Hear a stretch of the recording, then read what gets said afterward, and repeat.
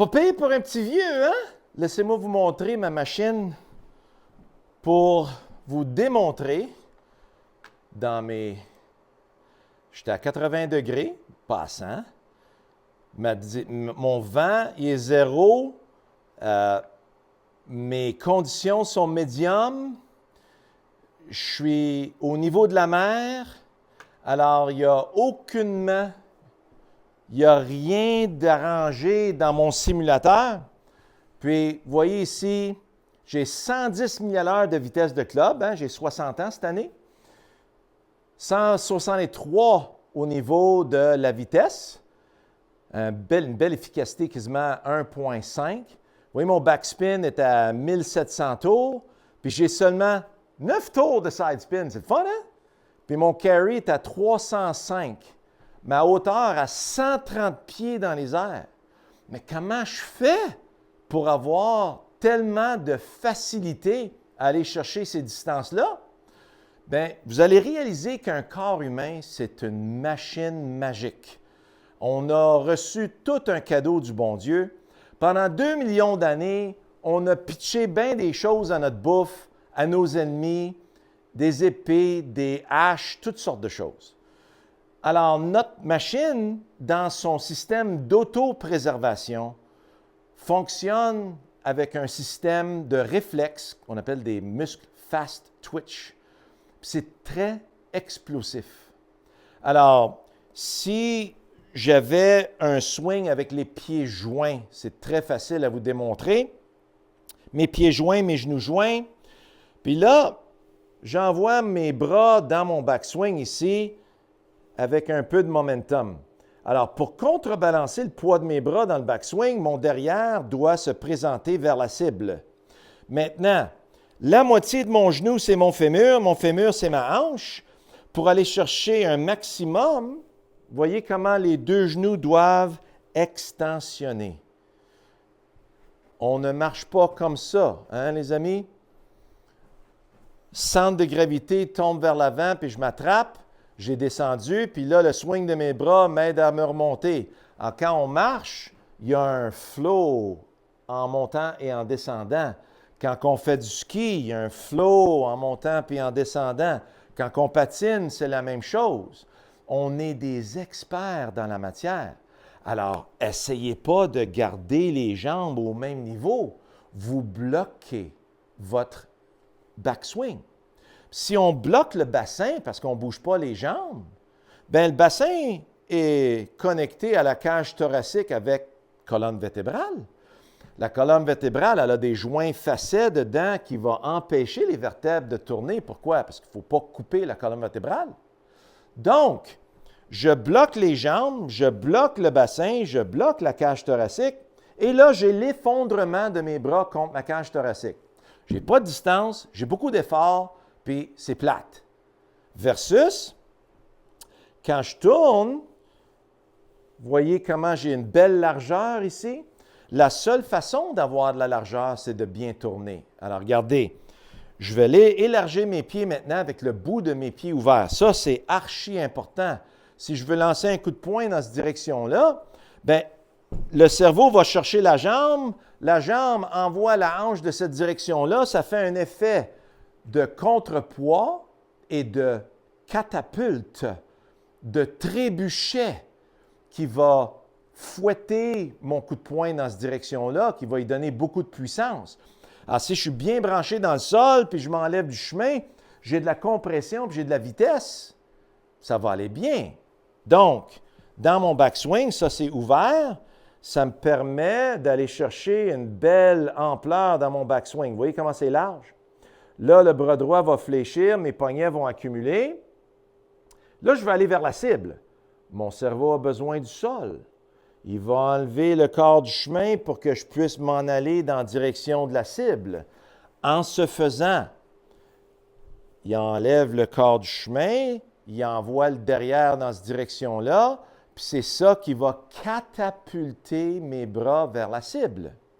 Alors, si je force dans mon swing, j'arrive en haut, puis c'est... Bien là, mon cerveau n'a pas le temps d'aller se brancher au sol pour m'enlever du chemin, pour embrayer cette chaîne précieuse-là. Alors, j'ai beaucoup d'efforts, puis je ne m'en vais pas nulle part, puis je tout croche. Alors, si j'y vais avec beaucoup d'aise, je vais aller chercher mon swing le plus aisé possible. Alors, regardez bien ça. Alors, on a une belle comparaison ici. J'ai une balle sur une corde, puis mon petit marteau. Je donne le contrôle à la gravité avec ma balle sur la corde. La balle est attachée à la corde qui est attachée à ma main, puis ça ne peut pas aller nulle part, ça va faire un cercle. Alors, j'observe où est-ce que mon cercle il passe. Là, mon cerveau, il dit, ben, t'es trop loin, rapproche. Hop, regardons ça, un petit peu plus bas. Et voilà. Alors, c'est qui a frappé un marteau? C'est pas moi physiquement, c'est ma balle sur la corde. Alors là, moi, je peux contrôler, regardez, avec mes jambes. Vous voyez, j'ai une petite balle de plastique, mais mon cerveau, il sent où est-ce que c'est ça. Puis là, il utilise les jambes pour continuer. Mais on est des experts là-dedans. Donc, j'ai ma balle sur la corde, attachée à ma corde, attachée ici. Ça ne peut pas aller nulle part. Alors, je donne le contrôle à la force centrifuge, puis je laisse la force centrifuge placer mes bras et mon club, puis j'observe où est-ce que mon club il passe. Là, j'amène ça à ma balle. Là, mes yeux sont sur le tee, puis mon but maintenant, c'est de faire catapulter à travers le bout du tee. Pourquoi c'est tellement important? Alors, j'ai ma balle sur la corde, puis je veux faire culbuter mon tee vers le mur ici, avec la balle sur la corde. Même chose, j'approche, je me baisse, et voilà, le tee part. Maintenant, le cerveau va faire exactement la même chose avec mon driver. Si vous voulez un exercice super, mettez un tee comme ça à terre. Voyez où est le plus bas point. Mon plus bas point, il est là entre mes deux pieds. Juste là. Alors, de là, j'amène ça. Mes yeux sont sur le tee. Je sens que je vais pogner le bout du tee en montant avec ma balle sur la corde. Alors, je laisse ma balle sur la corde. Circuler. Puis, vous voyez comment mon tee, il a été se planter dans le mur. Alors, est-ce que la balle peut empêcher mon swing d'envoyer mon tee dans l'écran? Non. Donc, je sens le poids de mes bras.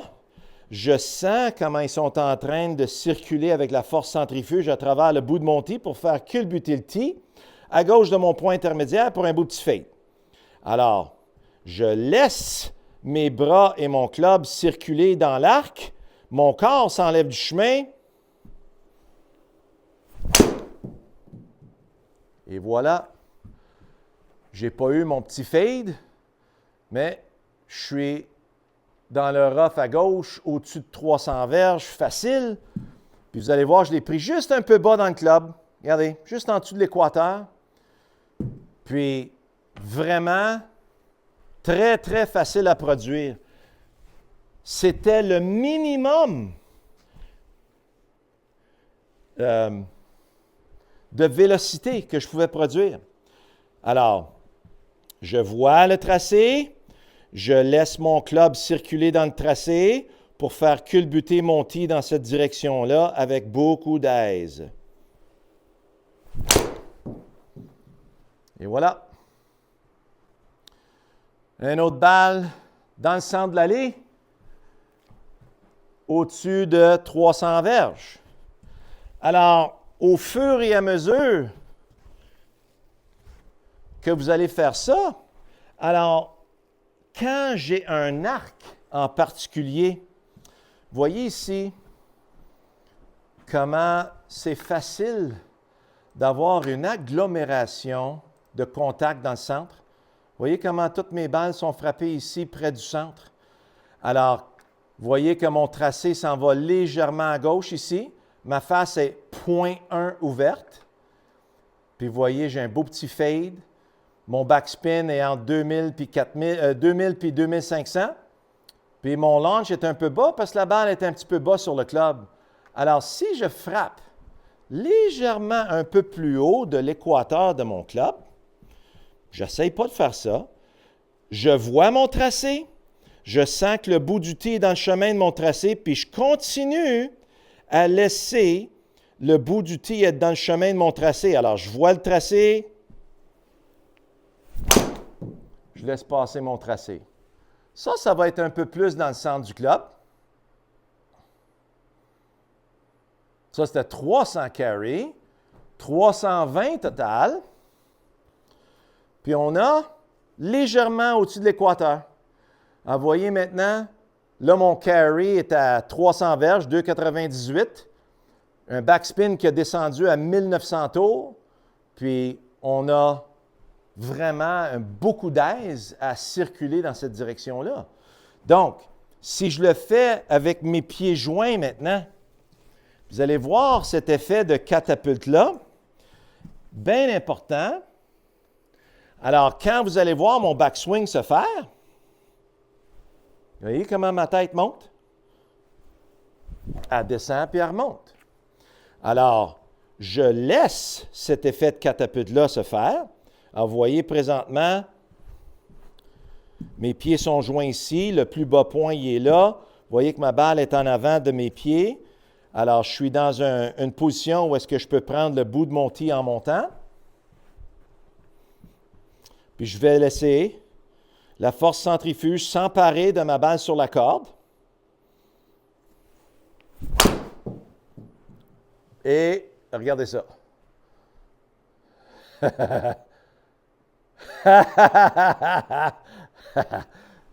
300 carry, pieds joints. Ça m'arrive de temps en temps. 2,97. Ma vitesse de club est à 112. Mon backspin à 1400 tours. Incroyable, hein? Une belle hauteur de 100 pieds. Alors, 60 ans, pieds joints, 300 verges dans les airs.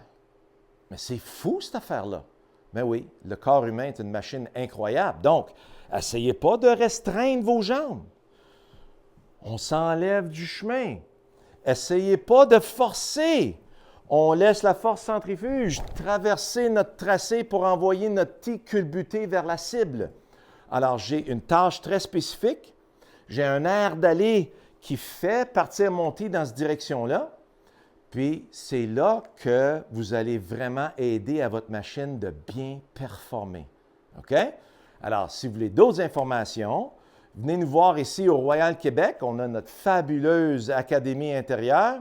Alors, on peut vous servir ici, on peut vous servir en ligne. On a des belles leçons en ligne. Vous pouvez aller à mon site web. Si vous comprenez l'anglais, vous allez chez wisdomingolfpremium.com. Puis là, vous allez voir la série Senior, hein, Senior Series. Vous allez voir la chaîne Kinetic, Kinetic Chain Facilitation Series. Puis, vous allez voir la balle sur la corde, Ball on a String Series. Incroyable. Alors, venez nous voir, on vous attend, puis on va avoir du fun au bout.